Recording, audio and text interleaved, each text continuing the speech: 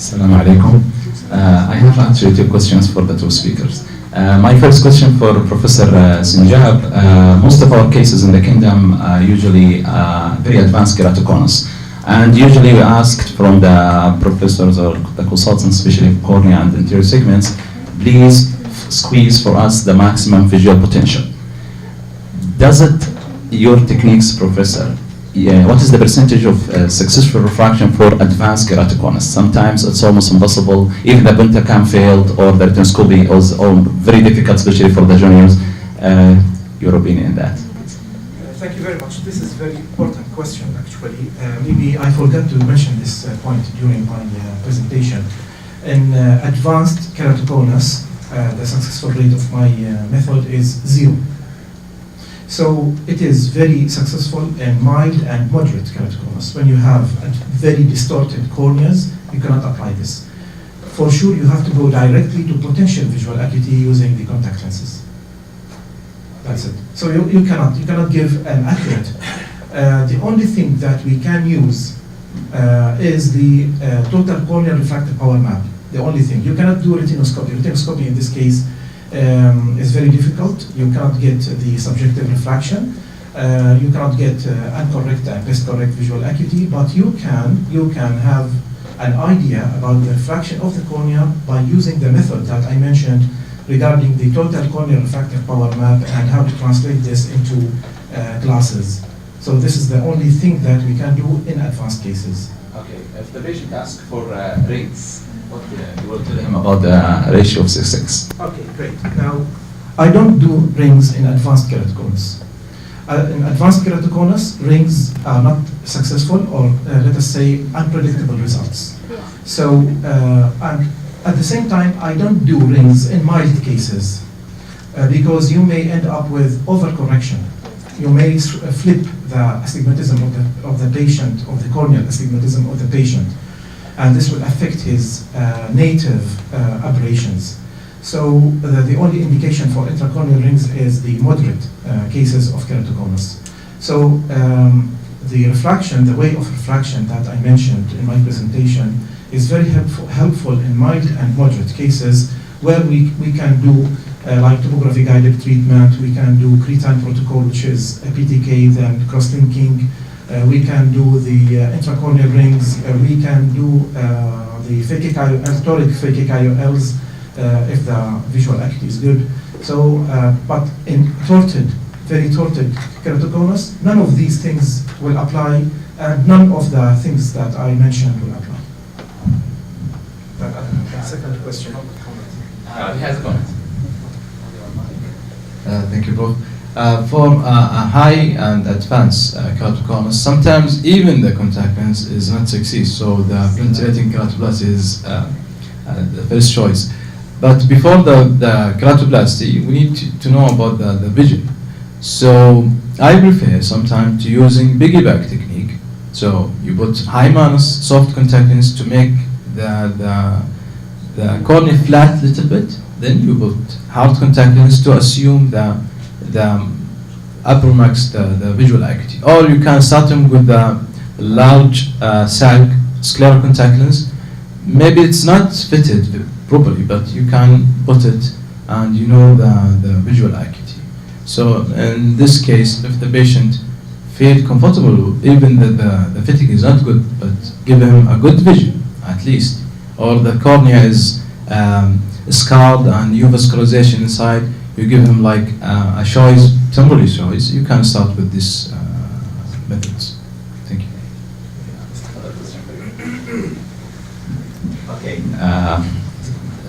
Especially for juniors in early practice, even sometimes for us, you have the corneal topography for a keratoconic patients, and you know you have so many kinds of RGBs. You have scleral, miniscleral, hybrid, RGBs, different diameters starting from 8.3, 8.7, 9, 9.2, 10.2. So from where to start? How can I decide? I will go piggyback, hybrid, scleral, RGBs. Usually they are confused. Your experience in this, please. In these days we have a lot of designs and a lot of companies. But for first timer, I mean first time he came to clinic to you, he told you I had about this lens and this lens. But start with the easy way. Start with the GB hard contact lens because it's easy to fit and easy to handle with these patients. And also the price.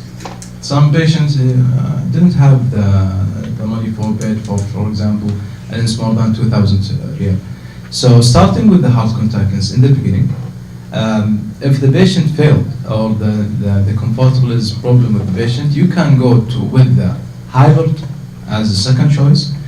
Sometimes I use hybrid in the first choice if the patient used the contact lens or hard contact lens before. After the hybrid, you can go with the mini sclera and sclera contact lens. Because sclera, I make it the last choice because if you fail in the sclera or the patient doesn't accept the sclera from the beginning, I mean, you can't go with the hard. So start with the hard as a first choice, then you can move to other designs to make it easy to the patient and easy for the practitioner also. This is a good question. If someone have a comments on this question as well, for those who is expert in contact lens fitting, I know you have some comments. Assalamu alaikum. First of all, thank you very much for your excellent presentation for both of you. I don't have a question exactly, but I have a comment about the autorefractory keratometer. You have mentioned it's not viable to take it as a measurement for the refraction in keratoconic patient. I think there is other reason to avoid this. It's because the autorefractometer it will measure only the first 3 millimeter zone of the cornea. Yes. Even for keratometer or for refraction.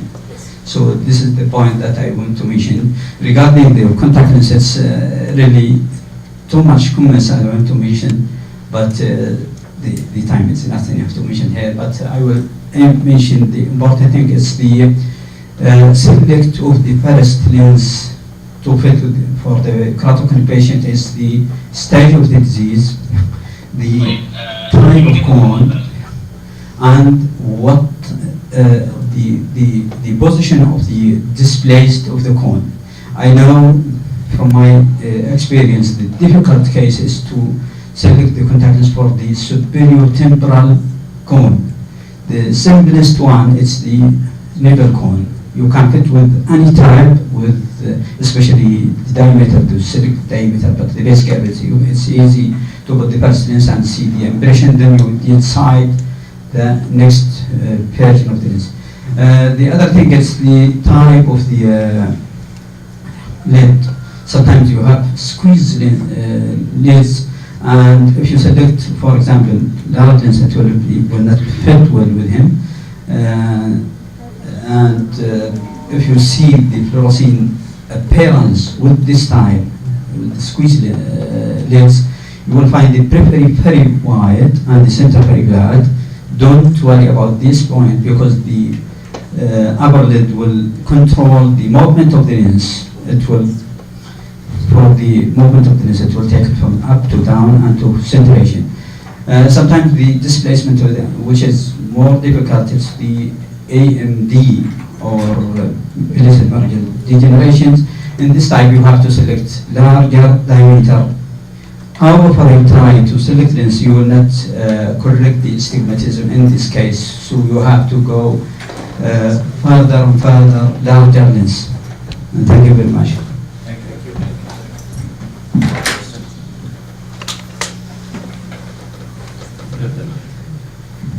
Assalamu alaikum. Dr. Mazen and Dr. Muhammad, I want to comment on keratoconus. Actually, this type of patient, those people, they are suffering a lot, and really they need a lot of help from our side, either ophthalmologist or optometrist.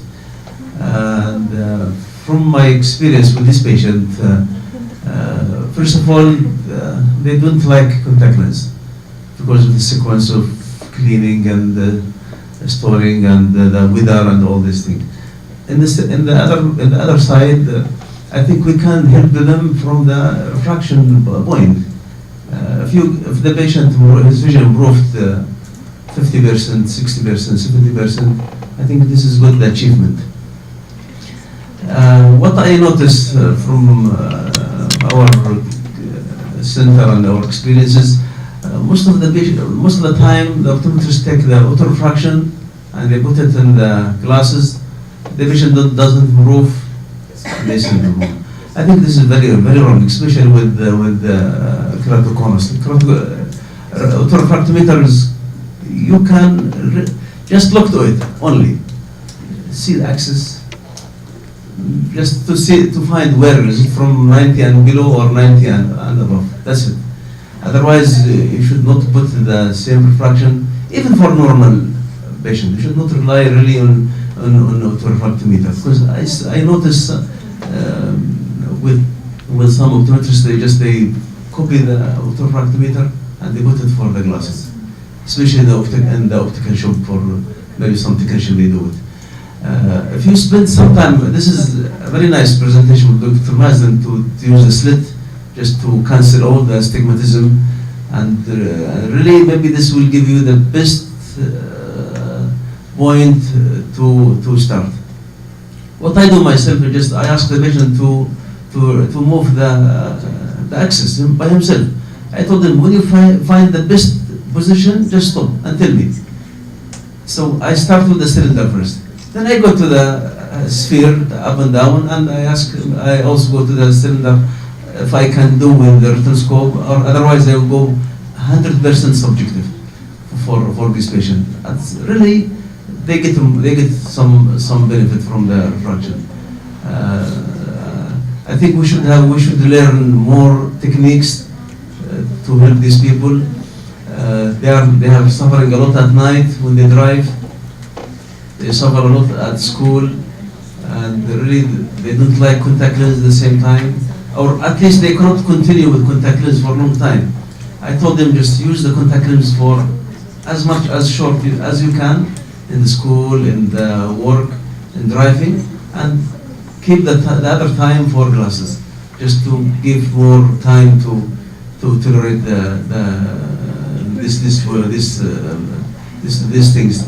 My question to Dr. Mazen, if you do subjective refraction with the slit and you finish with the refraction, why are subtracting?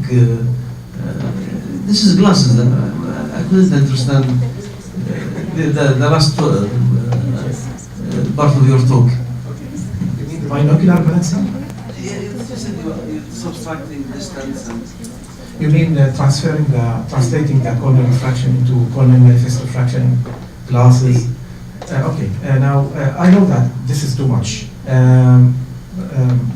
Too much if I want to say I'm in a hurry, I'm busy in my clinic, I don't want to do this, but actually if you do this step by step, you will give the patient the best refraction that he deserves. You mean glasses or contact lenses?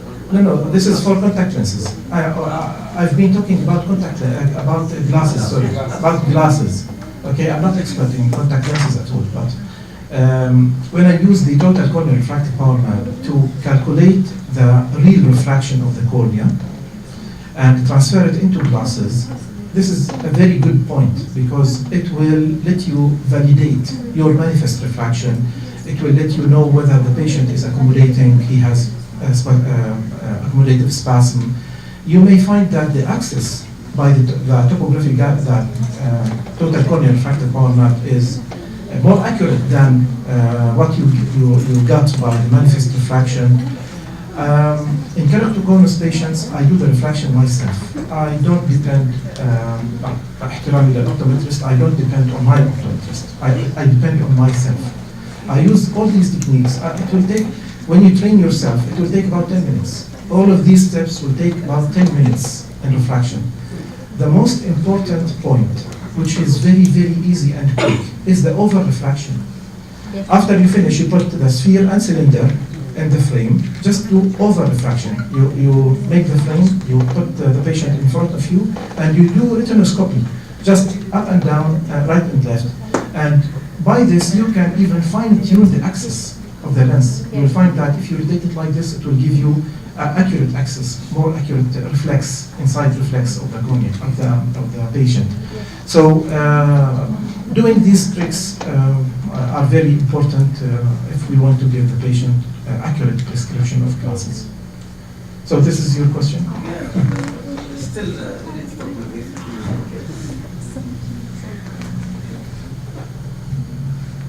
Thank you very much for this very fruitful lecture for both of you.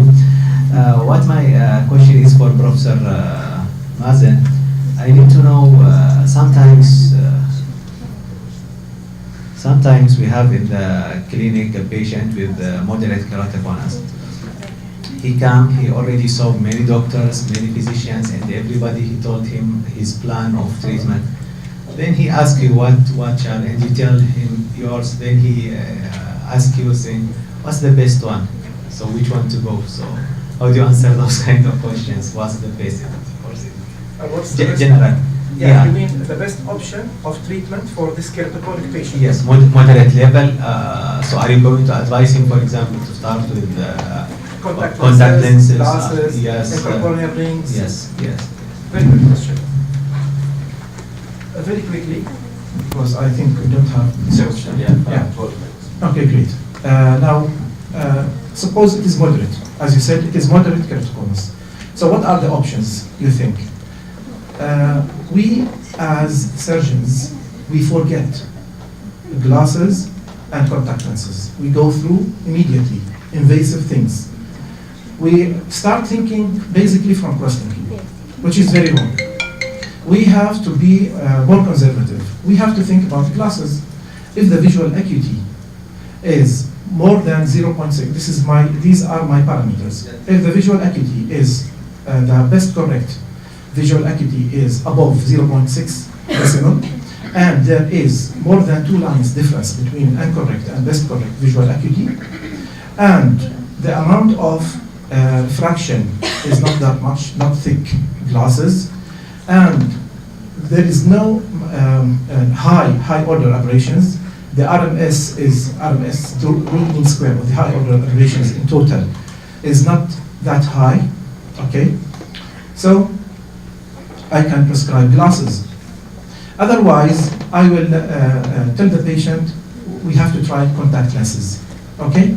Now, if the patient says, I'm intolerant to contact lenses, I tried them before and I don't want them anymore, and I don't want glasses, okay? This depends on his age, whether he needs cross-linking or not, the case is progressive or not. The amount of refraction is small, thickness is high, we can do topography-guided treatment. If the thickness is not sufficient for topography-guided treatment, we can go for intracorneal rings. So actually there are 12 parameters. There are 12 parameters, and this will be one of my talks during the coming 2 days regarding how to select patient or how to select the best option for a patient according to these 12 parameters. For Dr. Fadda, we try with the patient before fitting the contact lens, give him spectacles. So we told him this is spectacles, the vision is not excellent, but you can use it, especially when the patient uses the contact lens for a long time, and sometimes the lens is broken or pulled down, he needs a pair of glasses. So we do refraction for them as backup spectacles. The vision is not good, not excellent, but better with the glasses. I think all the patients visit like contact lenses, even when they came to my clinic. But I think if in the young patient, if we detect the disease from early stage and control it either with the cross-linking and glasses, I think it's be benefit for them to reduce the suffering time for them. Even the cornea is very steep. Some cases, I saw it in the clinic, even the cornea is steep, they improve with the glasses, but with many techniques like Dr. Sinjab techniques or other techniques. Here for optometrists, I recommend a book. It's called Clinical Refraction. It's published, and you can see it in Google. Clinical Refraction is a good book, and it's very, I think, 1,000 pages. Clinical Refraction is very good and very excellent. You see in many ways, many schools, many different techniques to refract the patient with the keratoconus or either different cases. My point is that you spend some time with the patient making him do the refraction. Yeah, From what I'm seeing is that when you send the patient for refraction, you remember, maybe I choose some person by himself to do the refraction because I know he's good in this cases. So when you look to his refraction, it's completely different from the auto-refraction. Maybe the auto-refraction may give you -6 and he give me +1 against refraction. But I know he spent some time with the patient and he give him the best refraction for him. But my message is don't rely on auto-refraction in these cases. We still have 7 minutes if they have questions. Be precise, please, and precise in answering questions.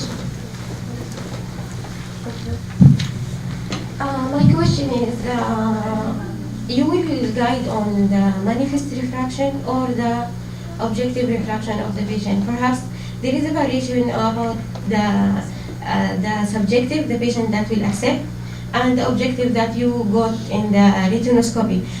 For me, I believe in retinoscopy more than autores. Yes. So you will rely on subjective or the objective one. The other question is which the best solution that you will use with high bright lens. Thank you.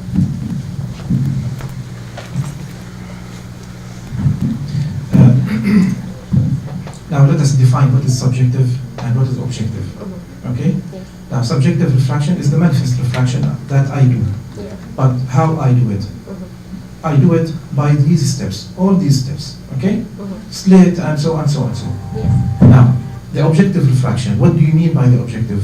The retinoscopy. The retinoscopy is a part of the subjective actually. It is not objective. So I don't consider it as objective. Objective, there are two tools for objective refraction.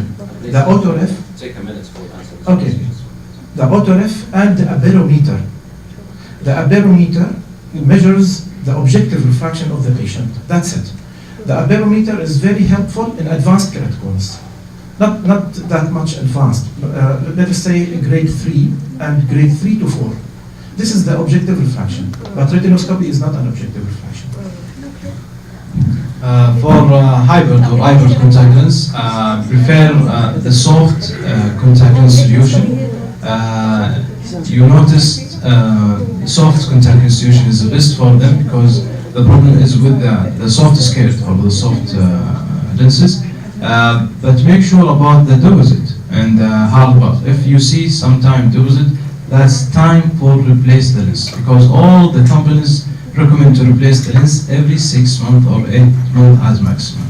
because that one is made for storing the lens like that, but he will be putting that inside the lens and wearing the lens for long term, for hours as a day. Yeah. So which good selection in these a lot kind of Soft contact lens solution as Optifree, BioTrue, the company from the Ocean North, they bring a new solution. It's true.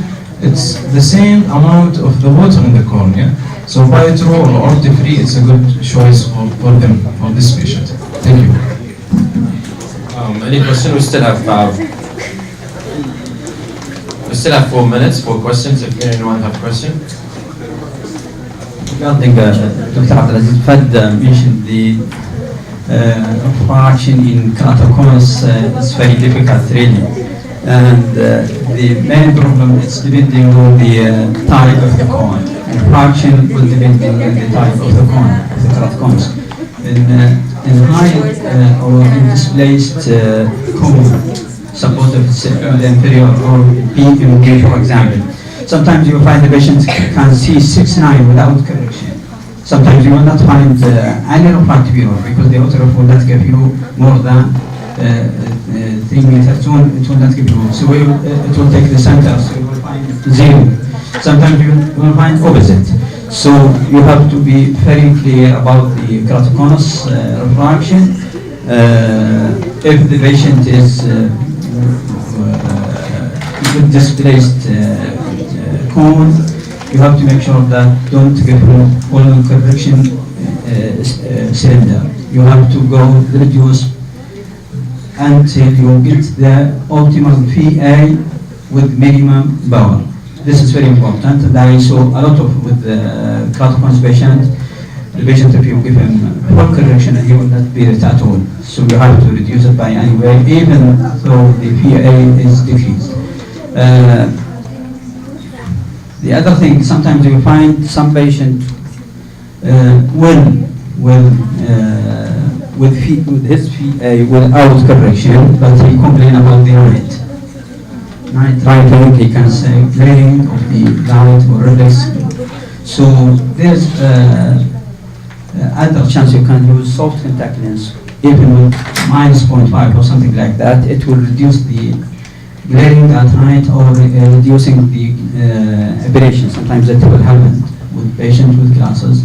And a lot of patients I saw with soft contacts and glasses, they are very comfort. I think we have 1 minute more. We have a question. No one has a question. So do you mind if I ask a question? First, because I have just 1 minute, and it's a bias for me as a coordinator to take long time, but I'll take. In terms of what you have presented in your presentation, it's very important and very. It's the stone of the optometry. Unfortunately, this information hasn't been taught in the undergrads, and I do recommend from this area for those who are responsible for the college or for the applied medical optometry in Saudi Arabia to take this into consideration and teach it for the undergrad students. I have many comments, but I will end up with the very important things that we have the problem here in Saudi Arabia. That's that keratoconus is the most problem in Saudi Arabia, and unfortunately we have no statistical, have no numbers on how many keratoconus cases in Saudi Arabia. We have no prevalence, no incidence of keratoconus. In the international conferences, the audience always ask us how many cases for keratoconus. We always say it like that one in the presentation, that in Saudi Arabia we have many keratoconus cases, we are the leader of that disease. Unfortunately, we have no stats. If someone asks what's the number, nobody knows. Except one study has been done, I think by you, the prevalence and incidence of keratoconus in Asir, and we have no another statistical number. Then I do recommend from this area to start as a committee or do a group for the do the statistical number on the keratoconus in Saudi Arabia. Then we can start find solutions. But without doing statistical number for the number of keratoconus, we can't start doing solution of the problem. I think this is the last of this session. Regarding to the incidence of keratoconus in Saudi Arabia, I will tell from here that there is a study, it will be published soon, inshallah. It's regarding the distribution of the keratoconus in Saudi Arabia, taken in consideration the geographical shape in Saudi Arabia. So, inshallah, you will see it soon. Thank you for all of you. I hope to see you after.